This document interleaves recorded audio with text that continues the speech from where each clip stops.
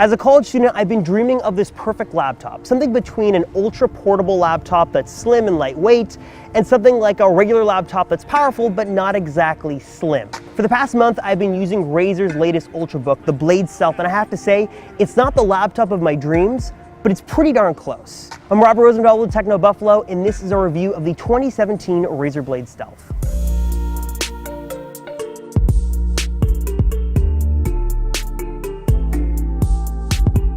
So first things first, this is the gunmetal version of the Stealth, and it's only available in the 13-inch model. And with that gunmetal Stealth, you're gonna lose a couple of things. You're not gonna get that backlit illuminated Razer logo on the exterior of the laptop, and you're not gonna get the option for all the colors of the rainbow RGB chroma backlit keyboard. Razer's really going for more of a business, kind of an understated, for lack of a better word, stealthier looking laptop for an audience that wants it. And those two things you're gonna lose, but I don't think it's that big of a deal. So one of the first things that stood out to me about this laptop was just how it was built and how light it is. And I know that we live in this digital age and it's kind of assumed that college students don't use textbooks anymore. And as much as I wish that was true, it's not exactly true. I still have to carry a bunch of books for classes, so the weight of my laptop really does matter. It's thin, it's lightweight, it comes in at under 3 pounds, and it's just built to feel very premium. And for the price tag that this thing comes in, I wouldn't really expect anything less. So it's a slim and lightweight Ultrabook, but it's made by Razer, so the specs aren't gonna be too bad. Inside this thing is a dual-core i7 processor, 16 gigs of dual-channel memory, a 256 gig PCI-based SSD, and Intel HD 620 integrated graphics. And yes, it's got integrated graphics, but we'll go back to that in a minute. One of the most important things on a laptop is the display, and the display on this Stealth is actually really good. It's a 13-inch Quad HD Plus display with a resolution of 1300 by 1800. It's not 4K like you'll get in the smaller version, but it's a really good looking screen. Watching videos on this thing was a pleasure. Colors just seemed to pop off the display. Text was super sharp. Even just plain text on a web page looked really good, very easy to read. It's a really nice display. It also has touchscreen capabilities built in, which is really nice, and it works well in Windows 10, though I'd say for the 98% of the time I didn't care about the touchscreen. It was just a really good display, and I like that Razer didn't make any sacrifices to push that touchscreen technology into the display. But as good as this thing is indoors, outdoors is where it really starts to crumble. If I'm outside like this on an overcast day, I just can't see the screen very well. The screen just doesn't get very bright, and that's really my biggest knock on this thing, is that I love this display inside, but outside it just doesn't look good, if it's even readable at all. But for as bad as this display is outdoors, I can almost forgive that entirely just for how good this keyboard is everywhere. It's just a really good keyboard. I've typed a lot over the past month on this, everything from notes in class to Slack messages to emails to papers, and it's just a really comfortable keyboard to type on. It doesn't have as much travel as a full-size mechanical keyboard, but if you compare this to the chiclet style on the new Apple laptops, like on the MacBook and the MacBook Pro, I would totally, any day of the week, prefer this keyboard over that, just because it has a little bit more travel and it feels more like a full-size keyboard. Below that keyboard is a full-size trackpad, which I also really happen to like. And on the 2017 version of the Stealth, it now supports Windows 10's precision drivers. So that means it supports gestures, it's very fluid, very nice to use, and I just really had a good time using it. And as a whole, it's a really good-sized trackpad, especially considering that this is an Ultrabook.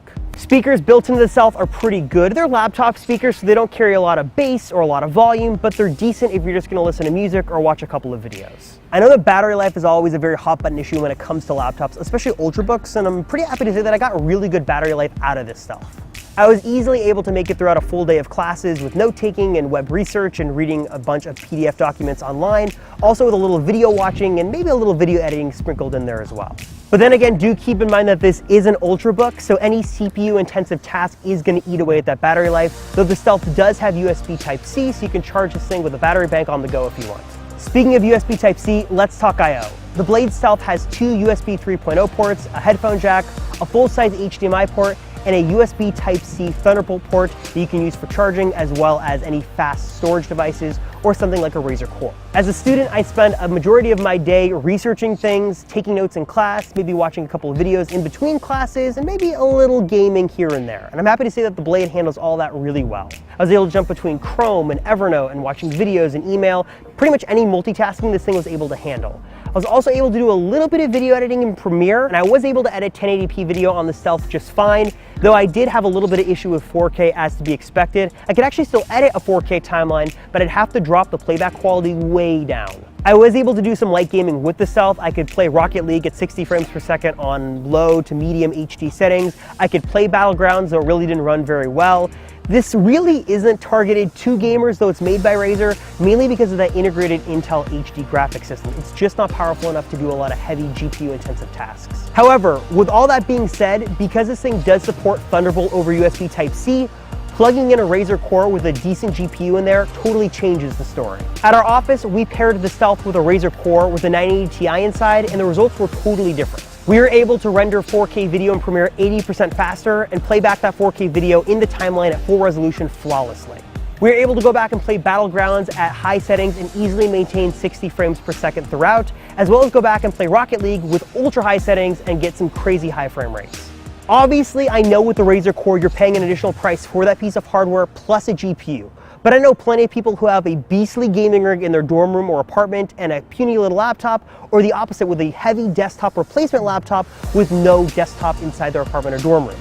The Razer Core kind of gives you the best of both worlds. You can have a super slim, lightweight portable laptop, but take it back to your dorm room or apartment, plug in one cable, and turn it into a beastly gaming rig. So let's get down to it. This is a $1,400 Ultrabook, and for that price, you expect a couple of things. You want a well-built laptop with good specs, and a computer that'll handle pretty much anything that you're gonna throw at it, that's also gonna be slim and lightweight and portable. And I think that the Razer Blade Stealth checks all those boxes. The 2017 Blade Stealth is almost the laptop of my dreams. I love how portable it is. I love that I can take it around with me pretty much anywhere. I liked how it performed.